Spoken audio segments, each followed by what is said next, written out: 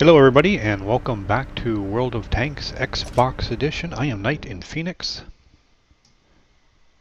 Today I am taking out the VK3001P. That's a Tier 6 German medium tank. The map is Redshire. It is a standard battle. I do have my brother Grey Ghost in the game with me. He is also in his 3001P. Yeah, the matchup is looking pretty good. We're top tier. Some 5s and actually some 4s in here as well. So the 3001P has pretty bad gun depression, so I'm not going to go up to the middle hills there. I would just have to expose way too much of my tank to be able to shoot down on anybody. This tank is much better suited for shooting on level ground or shooting up at people. It just does not shoot down very well. So we decide we're going to head over to the east. We're going to work the pass there. We are going to be on lower ground, so that does give me the opportunity, or it's going to put the enemy typically higher above me. You know, you hear all the time that you want to have the high ground, and you know, I'm not so sure that's all that accurate, at least not in this game. Unless you have really good gun depression. In order to, if you're up high, you really have to expose so much of your tank to be able to shoot down on somebody.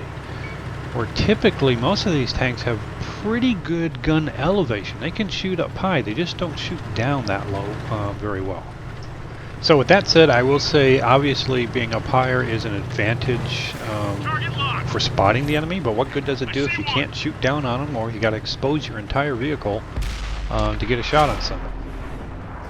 Alright, so we do encounter the enemy here. I did give that M4A3E2 a little acknowledgement tap there. You know, if you were paying attention, you saw what happened. Didn't make me all that happy, but nothing too bad. So I have no problem with the E2 moving forward like that. His frontal armor is incredible. Mine doesn't really exist. Yeah, I got pretty good hull armor. My turret armor, just about anything can shoot through it. So at this point we'll let him fight that ridge and we'll keep anything from coming up around and flanking him. Alright, so we see a 3001H coming up the other side of the ridge here. I don't know if his intention was to come and engage me. I don't think I was actually detected. I think I have 6th sense on this. Sure. I guess I don't if I'm detected. His purpose may have been to flank the E2, and like I said, we're going to sit back here and make sure that doesn't happen. So you can see I took, what, 2-3 pens from a Tier 5 medium? So the turret on this is not all that impressive. Alright, so it looks like the E2 that was up there owned the ridge. He's moved forward. He's got a buddy up there with him as well. We have a friendly 3485 who's engaging a Hellcat there. We're going to get a shot here. Yeah, we're at a second shot. We get the kill, but we only get 16 damage on him. So we currently have a 5 tank advantage. Took out one of their arty. Second arty just goes down. 2 shots just came into my right, so I'm thinking maybe their tank destroyer was sitting up there by their flag. They don't shoot very well, do they? I don't know, perhaps I had disappeared by the time they took their shots and they were just trying to blind fire, but they certainly didn't even come close. So I got 4 damaging shots, 2 kills so far, 2 spots, and I'm thinking at this point, man, I got to get my butt in gear or I'm going to miss out on anything else. We just pushing the enemy team like crazy here. So based on what's left, probably the best spot for me is up here on the enemy spawn hill. I should be able to see this entire western side of the map, or at least half of it.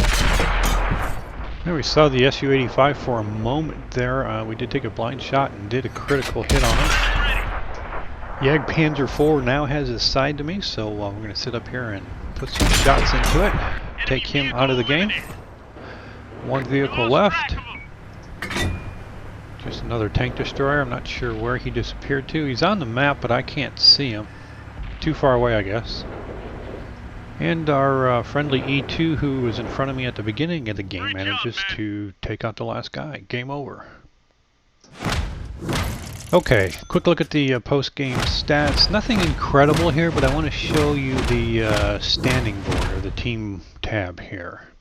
I did get almost 3,000 XP due to a couple of ops in there. I only did 1,016 damage, got 3 kills, but that 1,016 damage was the most damage done by any player on either team.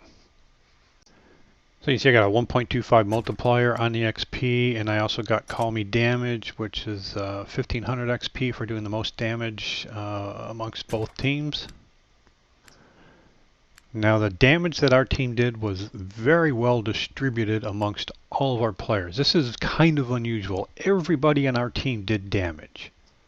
All but 5 of our teammates actually got a kill.